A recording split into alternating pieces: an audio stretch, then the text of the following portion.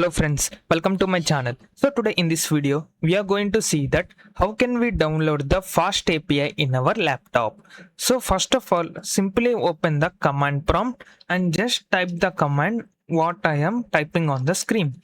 That is pip install FastAPI standard. So while typing this command, where you can install the FastAPI all the packages. So when I click on the enter, here the FastAPI is going to install. The FastAPI is a framework which is used while building the API keys.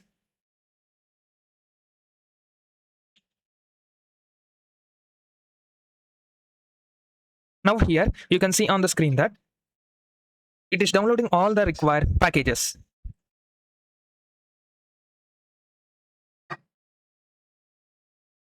Here our FastAPI is successfully installed on our laptop. To check the version of our FastAPI, we need to type the command of pip show FastAPI.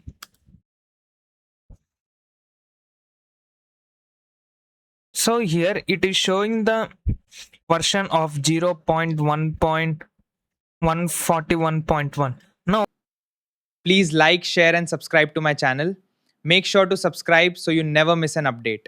Thank you so much for tuning in, and I'll catch you in the next one.